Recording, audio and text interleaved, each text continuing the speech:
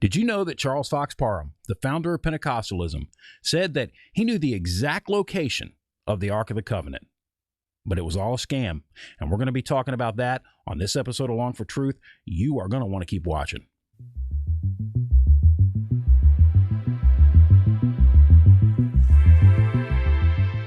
Hello and welcome to Long for Truth. My name is Daniel Long. Thank you so much for joining me. I really do appreciate you stopping by. And if you have not subscribed yet, do that right now. Hit that subscribe button and then click the little bell icon and you'll be notified every time I upload a video. All right, we're going to be talking about Charles Fox Parham's search for the Ark of the Covenant. Now, in 1902, Charles Fox Parham claimed that he knew the location of the Ark, and so he was going on an expedition to the Holy Land in search of the Ark of the Covenant. He said he had in his possession a document that revealed the exact location of the Ark. Now, that was in 1902. He did the same thing again in 1908, but it was a scam. And I'm going to show you all of that right now. Let's take a look, first of all, at this first article right here. Now, notice here where we are. We're in newspapers.com. And notice the newspaper. We're in the Democrat and Chronicle, Rochester, New York. And this is from when? February 1st, 1902. Now, these dates are important, so keep that in mind. All right, so here's the article right here. To search for the Ark. All right. Topeka minister says he can find the Ark of the Covenant and the tabernacle. So it's not just the Ark of the Covenant now, it's the tabernacle. Because in this secret document, well, the prophet, which was the prophet Jeremiah, actually took the Ark and the tabernacle and he placed it inside of a mountain, according to Parham. And so we're going to look at that. Topeka, Kansas, January 31st, Reverend Charles Fox Parham, a former Topeka minister, arrived in Topeka today from, and I'm not sure how to say that, so I'm not even gonna attempt, and will organize an expedition. Now, let me just zoom in here. Hopefully you can see it better. There we go. And will organize an expedition while here to explore the Holy Land in search of the Ark of the Covenant. Reverend Parham is a student of ancient Hebrew. And he recently came into possession of a document written in ancient Hebrew, which gives the description of the cave in which the Ark of the Tabernacle was hidden by the prophet.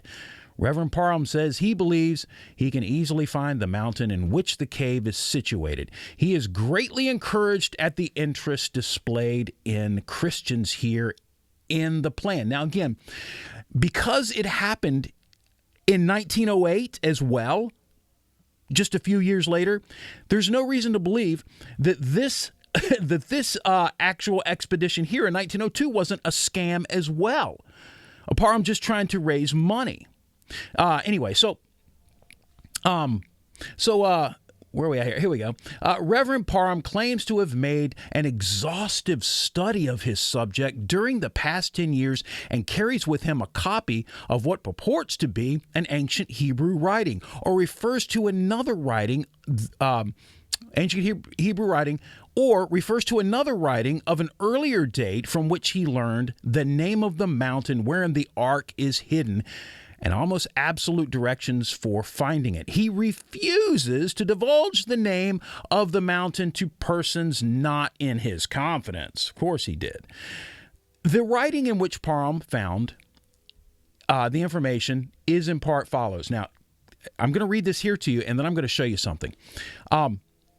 This is what the information said. It was also contained in the same writing that the prophet became warned of God, commanding the tabernacle and the ark to go with him into the mountain.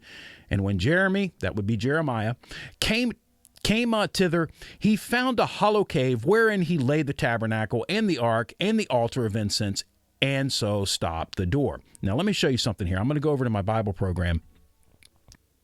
So, you saw that little section that I read there in the paper. That is actually from the Apocrypha. That's actually from 2 Maccabees chapter 2. This is it here. Let's read it right, starting in verse 1 here. Let me see if I can make this a little bit There you go. Maybe that's a little bit better for you there. Make it a little bit bigger. All right. It is also found in the records that Jeremy, the prophet, commanded them that were carried away to take of the fire as it had been signified, and how that the prophet, having given them the law, charged them not to forget the commandments of the Lord, and that they should not err in their minds when they see images of silver and gold with the ornaments, and with other such speeches exhorted he them, that the law should not depart from their hearts. Now see if this sounds familiar to you.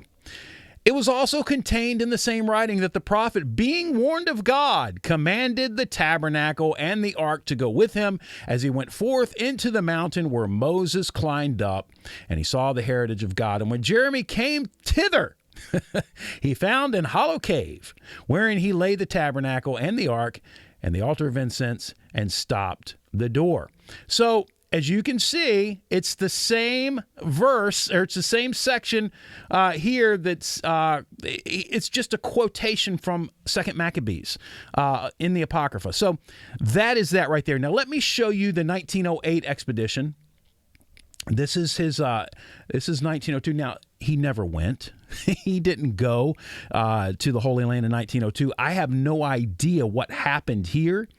I actually went searching. I couldn't find anything about what happened from 1902 onward, but he did it again in 1908. Look right here.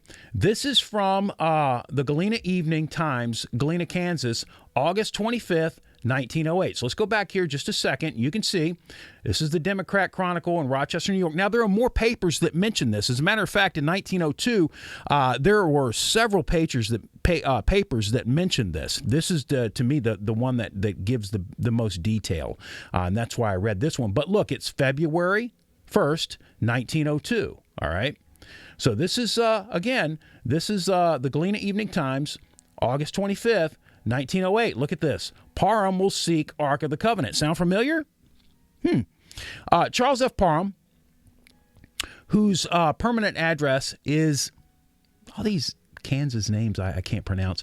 Tonganoxie, maybe, Kansas, has issued a circular letter from Tulsa, Oklahoma to his followers, telling of plans he has to make a trip to the Holy Land in search of what? The Ark of the Covenant. He claims that by diligent search, he now has guides and maps, which promises to make the search successful, and he is endeavoring to raise funds to set sail for the Holy Land next January. Now, let me tell you that this was a scam. Let me show you that right here. Now, I'm going to go over here to this book right here. This is the book, The Pentecostal Mission in Palestine, the legacy of Pentecostal Zionism. I want to read this in its context here, and then I'm going to show you that the whole thing was really just a scam. And what do you think happened when he was asked about the money that was donated to him, and he didn't have it? Well, his excuse was he was mugged. Watch this.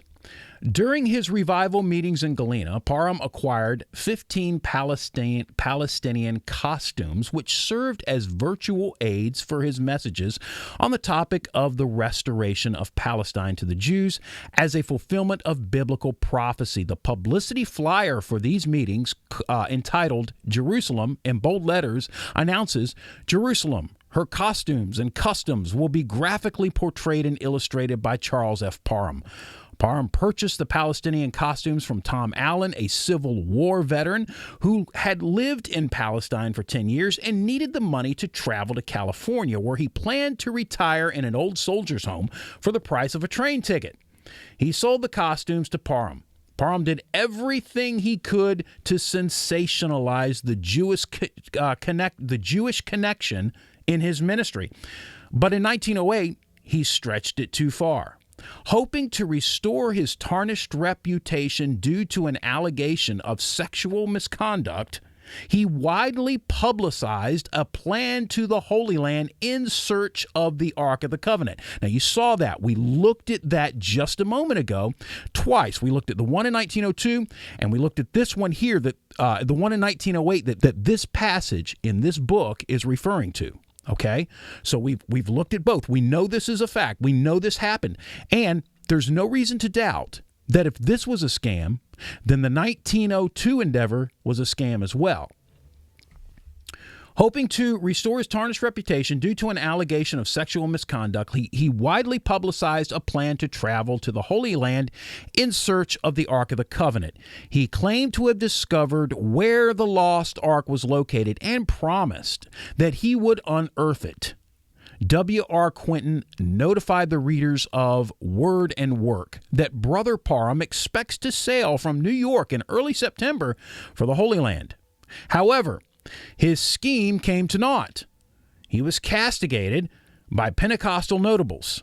Without naming Parham, the British Pentecostal leader, Alexander Bodie, writes, "Having been asked whether I could recommend the people of a mission to give money to one who has sent out typed circular letters asking for support in a proposed trip to Palestine to search for the Ark, I must answer with a decided no."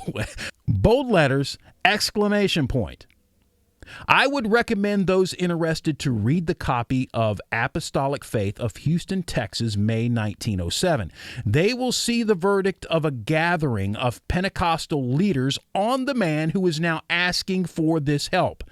To search for the Ark, even if it was at all likely to be found, is a retrograde step. It is Christ alone whom we need. To Parham's embarrassment, his attempt to raise money was aborted. He got as far as New York, then returned empty-handed with the alibi that he had been mugged. Soon thereafter, he was virtually shunned by the movement he had started. So back here again, 1908, we can see Charles Parham, Kansas, issued a circular letter from Tulsa, Oklahoma to his followers telling of plans he has to make a trip to the Holy Land in search of the Ark of the Covenant. Why is it that Charles Fox Parham is held on such a high pedestal by so many Pentecostal and charismatic leaders, telling their people that he was this great man of God? Charles Fox Parham was a con artist.